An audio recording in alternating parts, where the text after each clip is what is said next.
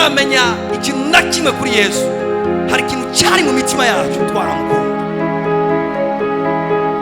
Kumukorera n'umuriro kandi atabintu byinshi cyane uramenya kuri Bibiri ivyo ivyita urukundo. Imana utiyumvira igihembo na kimwe, utiyumvira merci y'umuntu n'umwe. Ikibazo si n'abantu, ikibazo ni wewe nyene. Hinduka wewe nyene hejuru ubikemura indani. Urabiza ati uyu muzi nawe uranduye, igiti ntikizosubira kunana. Ubwira uza aho nyene wumvise Imana.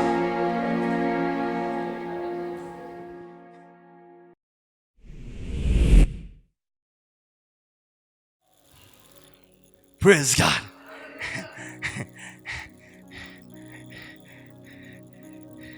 Hamwe kuri 5:9 nahaba ngo mumugwanye mufise kwizera gushikamye, muzi yuko imibabaro ihwanye n'iyanyu ishizwa kuri bene data bari mu isi. Hari n'undi muntu ashobora kuba yaragiragejwe n'ivyo bintu bikugirageje no munsi, kubera bivuze ngo imibabaro ihwanye n'iyanyu irashizwa no kuri bene data abandi bari mu isi. Amen. Okay. Landa gomba nza kubwira ko sigitangaza, si cyawa koze, si kibazo, ni ibintu gusa utegereza kuneshesha kwizera kwawe. Kwari umuntu avuga ati pastor je nibaza kufisa ikibazo, ibintu bimbako nibaza ko noba ndi cyenyene mu isi mu mubiri wa Kristo, muri wenyene mu isi mu mubiri wa Kristo. Ngo mbanza kuzana ahantu utahure ngo iyi nzira ndiko ndacamwo burya nkuko umusigozi yavuze ngo mu isi izuba nta gishasha, birashoboka ko atari gishasha, ahantu uciye birashoboka ko atari hashasha. Hari abandi bantu baheshejwe no kwizera gutsinda ibintu bisa nk'ivyo. Ngari ko kubwira ikintu kimwe ngo banze umenye ngo si jeje nyene cyane. Vuga ati si jeje nyene nciye ngahantu, si jeje nyene nahuye n'ibintu bimeze gutya. Si wewe wenyene vrem, si wewe wenyene, si wewe wenyene. None batsinze abahaciye nigiki cyabaye kunesha. Biriya tubwiye ikintu cyari cyo ukwizera gushikamye, nukwizera kutanyiganga, nukwizera kutarekura, nukwizera pepote ingene ibintu bisa, nukwizera kutanyiganga, nukwizera kutanyiganga. Alors bani Imana nzogenda ndavuga utuntu tayiduke mugabo no munsi nagombe sura kantu. Ukwizera kutanyiganga nukwizera gukuwemwo ubwoba bwose. Tuvuga tubwoba. Ukwizera kutanyiganga nukwizera gutari mu bwoba n'ubukenya, kutari mu dute nimwe, nukwizera kutagira mu dute nimwe. Koresheje ijambo dute nibaza ko ariho kutari mu gukekeranya namba. Somera Yosuwa 1:6. Lale ngo menagura ikigwa cyanje, ndashaka tujana ngo menagura ikigwa cyanje. Yosuwa 1:6. Twese tuvuga tukwizera cyane, tuvuga tukwizera kutagiramwo amakenga, ukwizera kutarimwo gukekeranya. Shikama ushiramanga. Hera kuri 5. Nta muntu n'umwe azoshobora kuguhagarara imbere. Imana mwese murazi histoire. Imana ihagurutsa Mose akura Abisirayeli muri Egiputa. Mose agendana na Yosuwa. Mu gihe cya Mose cyo gutaha, Imana ihagurutsa Yosuwa.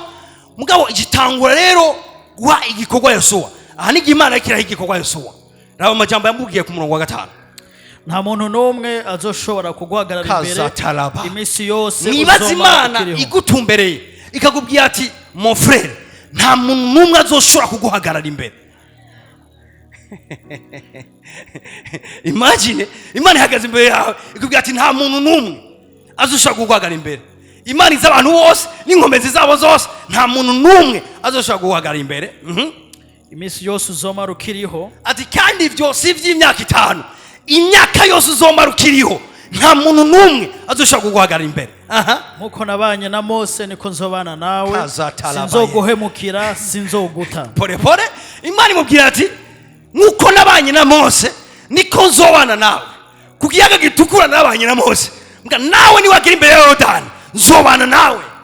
Igihe nakura Abisirayeli muri Egiputa nabanye na Mose, mbwa uko nabanye na Mose niko nzobana nawe.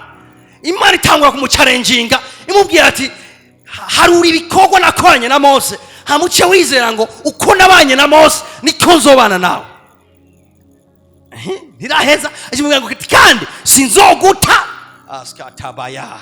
Ibaza Imana yakwegereye kubwira ati sinzokwiga ndaguta, sinzokwiga ndaguhemukira, sinzohemuka kucura kuwariye, sinzoguta, nzoguma ngendana nawe igihe cyose. Shikama ushiramanga. Umviriza kuri sisi. Shikama ushiramanga. Ati mugabo nivyo vyose ndakubariye, wewe urafite responsabilité, shikama ushiramanga. Imana iri kumubwira ivyizogira, bantu ndagomba nkurikirane ngaha. Ko message yanje hagaza nyene. Imana imubwira ati icyambere nije ndabivuze nta muntu numwe azohagara imbere yawe. Icyo ni cyambere. Hama icya kabiri ijumubwira ati sinzokwigira ndaguta, sinzokwigira ndaguhemukira, uko nabanye n'umusavyi wanje Mose niko nzobana nawe gushika kumbera yawe rugendo. Samajambo meza Imana imubwiye, namajambo meza cyane. Mugici mubwira ati wowe responsabilité yawe, shikama ushiramanga.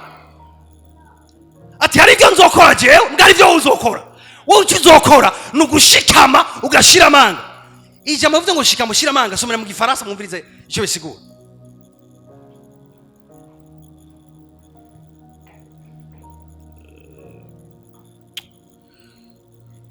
Gombo here ku murongo wa 6.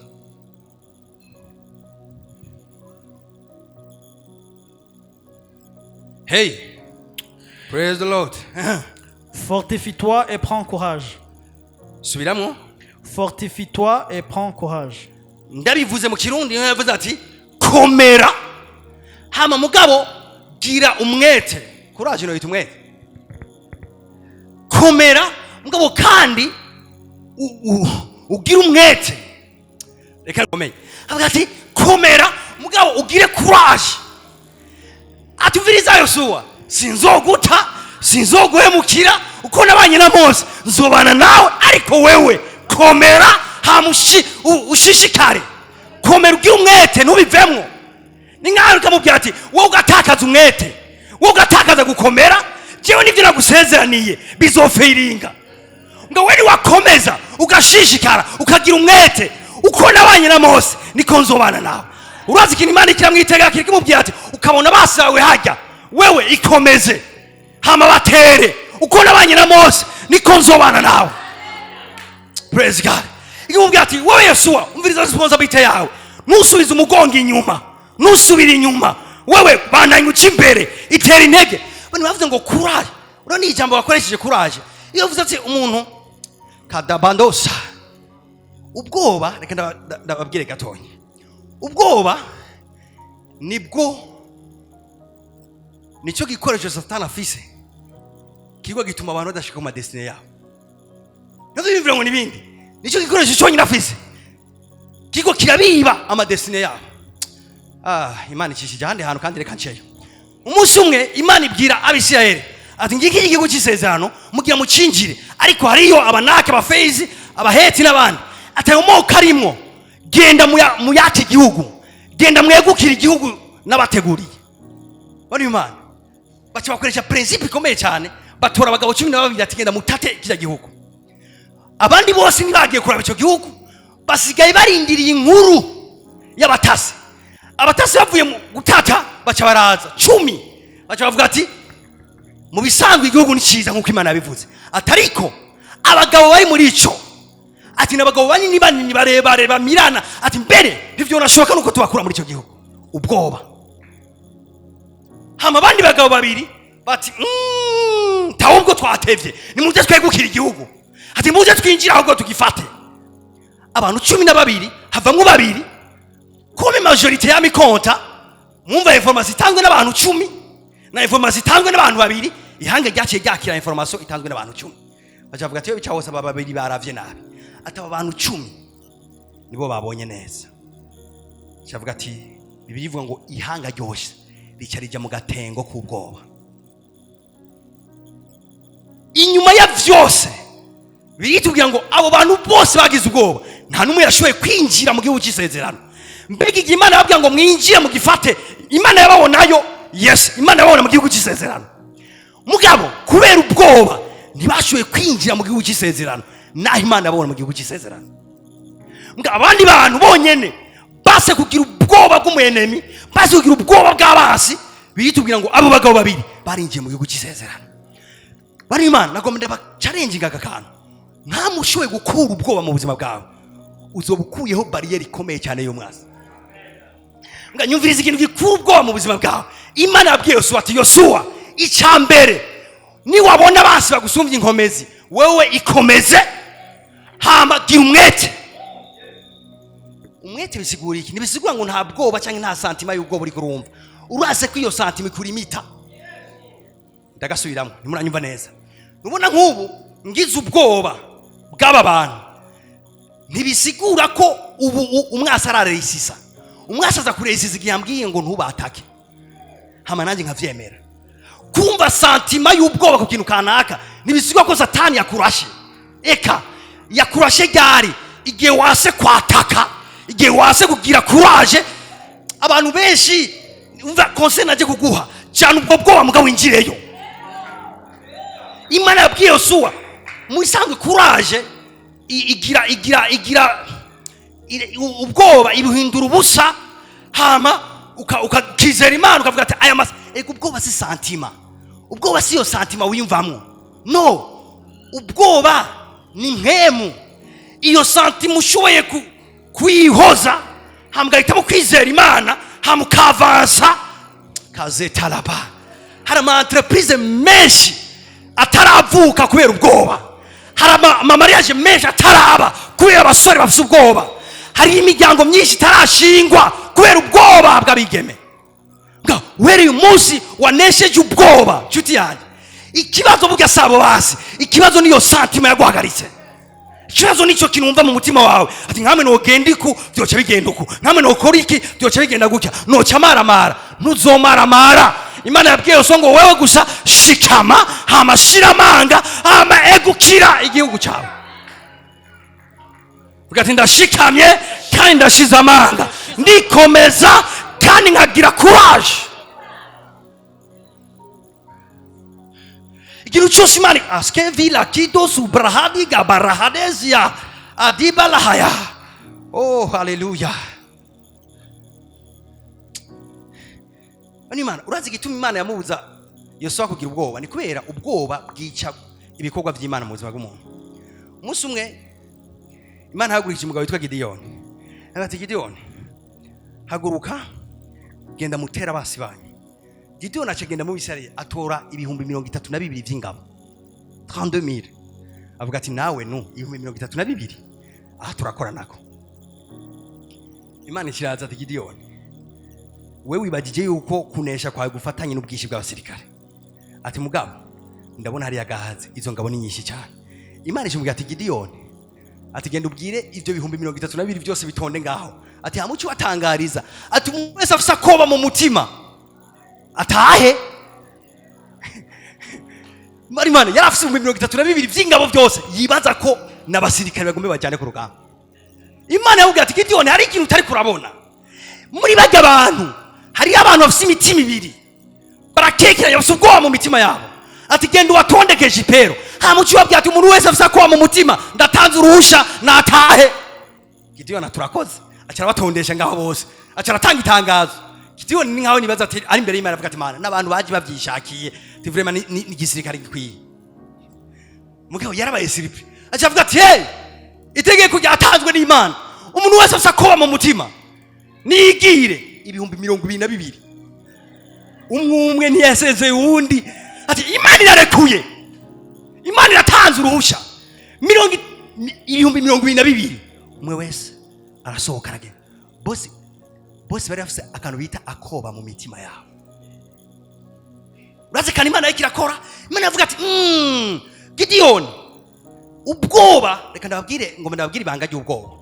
Burya wicaranye umunyabwoba ubwoba butera bwo affecta. Ujenye ku rugamba n'umunyabwoba ubwoba butera bwo affecta.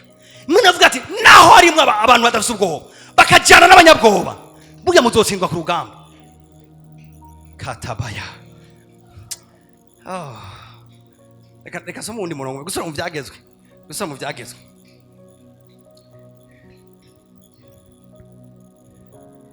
Shatakarabaye. Gusoma mu byagezwe igice cya 20 somera ku murongo wa 5 umanuke usome 20 itari mike. Maze abakuru baze babaza abantu bati ninde ari hano yubatse inzu nsha. banza munyumvize no iyi context. Bibiliya ahanye nivuga ngo abasa biratandukanye na Gideyoni. Gideyoni we yaragiye ku rugamba. Mbwa ngaha gusubira mu vyagezwe birivuga ngo Imana ariko iraha Abisirayeli ivyagezwe vy'intambara. Yani majambo ibi yababwiye vyari vyagezwe vy'intambara, nta rugamba bari batonze. Yababwiye amategeko y'intambara, ingeri intambara zigenda.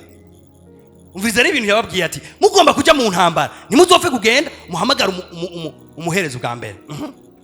Akaba atarayinjira, nagende asubire imuhira ntahave agwa mu ntambara. Umvize iki cyagezwe mwere cyavuga giti imbere yuko abantu baja mu ntambara, umuherezi azobanza bahamagare, hama babwira ati umuntu afise inzu yubatse ikirishasha atarayinjira niyisubirira inyuma, kugira ngo ntihazoze uwundi muntu ayibiyemwe atigeze ayubaka.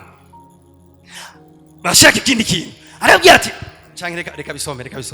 Kandi ninde ari hano yateye uruzabibu akaba ataratamira ku nzabibu zago, nagenda asubira imuhira ntahavagwa mu ntambara, uwundi akaba ariwe azojya inzabibu zago. Ati n'undi muntu yateye uruzabibu yaruteye arushaka kurujya, ati rero intambara irageze ntarajya kuri rwa ruzabibu, mumubwire yisubirira inyuma abanza arujye, uwo ntaje ku rugamba. Ndaza kubwira igituma Imana yavuga ivyo. Kandi ninde ari hano yasavye umugeni akaba ataramurongora, ataba fiance ngaha nimubemere ko bajya ku rugamba, ati nibanze bagende barongore batunganye ivyo. Pasa kubera Imana yakoresheje iyo system ndakubarira. Nagenda asubira imuhira ntahavagwa mu ntambara, uwundi akaba ariwe azomurongora. Abo bakuru bongere babaza abantu bati ninde ari hano atinye arandutse umutima. Umviriza ikindi kintu ati muri mwebwe ninde ari ngaha atinye arandutse umutima. Nagende asubira imuhira, imitima ya bagenzi be ntihave isha koba nk'uwiwe.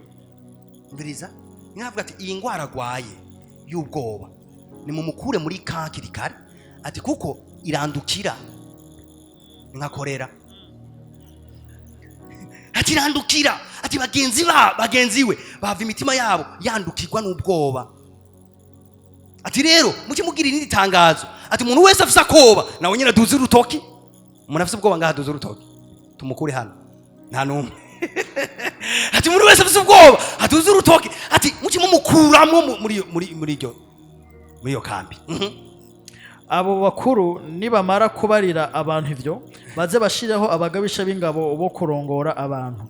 Nimwashika hafi y'igisagara mugiye kugitera, bize kandi kantu ngo nibashika hafi y'igisagara mugiye kugitera, muze mubarire abo muri co ngo babakomera amashi.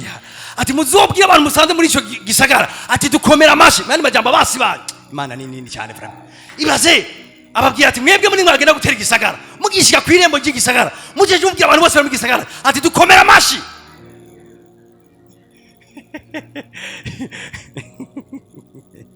Ari mu principe y'intambara komeye cyane. Maze nibemera kubakomera amashi, ngo umviriza kanavuze ngo nibemera kubakomera amashi bakabugururira abari muri co bose muze mubashinge ibikebere. Ati muzoce mubaha ibikebere bazoba basinzwe bizoba biheze. Ibi rero ngo vyari vyagezwe vy'intambara. Abantu bahereye yavuze ngo muri mwebwe niba ari umuntu afise umuzabibu yateye agomba kujya mugatarawujya, umusubize inyuma mukure mu rugamba. Niba ari umuntu afise umugeni yakoye mugaba atarabana, ati nawe nyine mukure mu rugamba. Urazi igituma ni kubera abantu nk'abo bafise imitima ibiri. Uwo muntu ku rugamba mu mutwe wiwe hari umukwe yakoye, umugeni yakoye. Ati abantu nk'abo mu rugamba bazobasamaza. Ati rero nimwagenda mu rugamba hakaba ari umuntu afise uruzabibu rwiwe yateye, azoguma n'uruzabibu mu mutwe na focus yiwe yose nizoza mu ntambara. Ati umuntu nk'uyo mumukure mu ntambara asubire inyuma agende, kubera Imana ikishaka abantu bari ku kintu kimwe n'umutima umwe. Praise God. Ati nimwabona umuntu muri mwebwe afise ubwoba bisigura iki? Buryo ubwoba nipfa kwizana. Hari akantu mu mutima we kamubakiye, muzoce mumubwira uwo yisubira inyuma kubera ntacyo azobafasha mu ntambara. Ibyo nivyo Gideyoni yagize mu 32,000 yero tuvasigaranye abantu 300. bonyene, abandi bose basubiye inyuma. Kubera iki? Ubwoba. Amen. Alors, iyo ndiko ndavuga ubwoba biroroshe cyane. Ingene umuntu asenda ubwoba, very simple.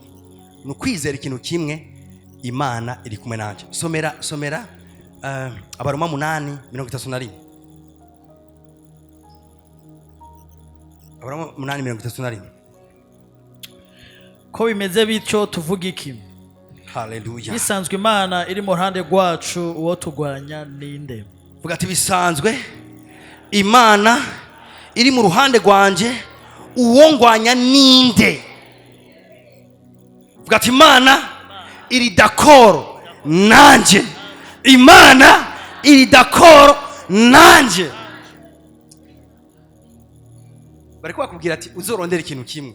Eske ibintu ndimwo Imana iravyemera? Ico ni wagitora uzoca uryamutekereza. Hagavuga ati ni wafata inzira ikintu kizogwa kuraje. Eske iyi nzira navuganye n'Imana yanyemereye?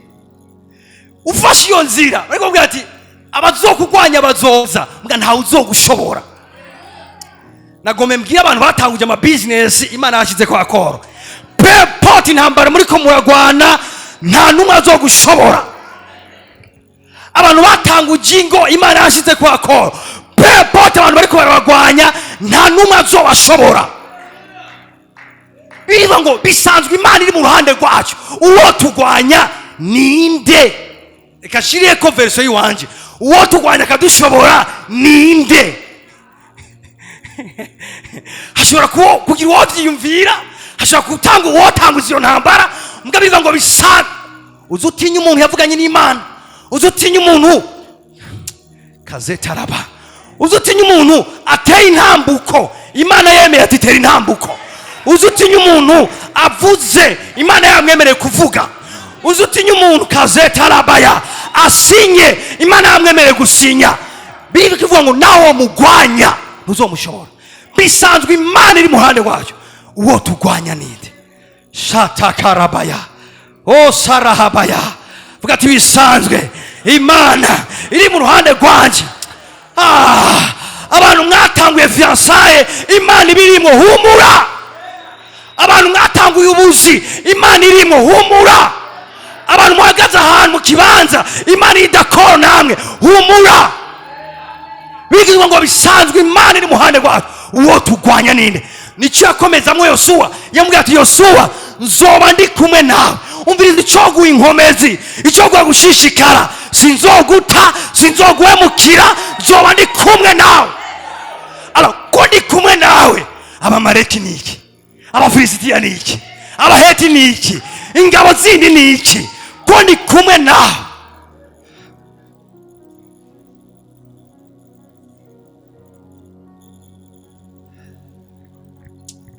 Narizi ikintu kimwe, Imana yambwiye ikintu cyanjyama nkaruhuka. Ndabizi ko no mwitiro iri kira fightinga. Reka ndaguha imirongo imwe mbere. Zaburi. Somera Zaburi 3 verset 5 jusqu'à 6. Nararyama ngasinzira nkikangura kuko Uhoraho ariwe ampagarikiye. Sinzotinya abantu ibihumbi byinshi. Gira akajeste ko kuryama we. Cuvuga iyi verset ati ndaryama nkasinzira kuko Uhoraho ariwe ampagarikiye. Sinzotinya abantu ibihumbi byinshi by'abankikije. Sinzotinya abantu ibihumbi byinshi by'abankikije. Hari kwavuga umwe ati muga sinzotinya abantu ibihumbi byinshi by'abankikuje. Zabankikije impande zose kugira ngo bantere. Sinzotinya ibihumbi byinshi by'abankikije. Kubera iki?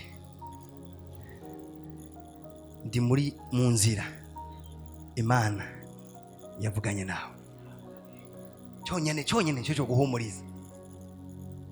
Umuntu wumvise ijwi ry'Imana ku kintu kanaka, umuntu Imana yavuganye nawe, Imana yaragukomereza ikintu, biki kubwira ikintu kimwe, ryama uruhuke usinzire, kuko Imana iri kiragwana mu kibanza cyawe. umunsi we tuzoshingiza intahe kweli. Umunsi we tuzoshingiza intahe kweli. Zaburi 56 verset 4. Kata karaba. Imana izompa gushima ijambo ryayo. Imana niyo nizigiye sinzotinya. Vuga ati sinzotinya. Bano Imana rero bari kubwira ngo igihe cyose wumvise ubwoba cya wibwira ati sinzotinya sininya. Ego ubwoba arabwankira. Ubwoba ni mpemu ishura kuza igahabwa ikaze cyangwa ntihabwa ikaze. Deke wumvise ubwoba ashaka ati sininya ndase gutinya. Ndase gutinya sininya. Ndase gutinya. Vuga ati ndase gutinya. Ndase gutinya. Ndase gutinya. Ndase gutinya. Ndase gutinya. Ndase gutinya.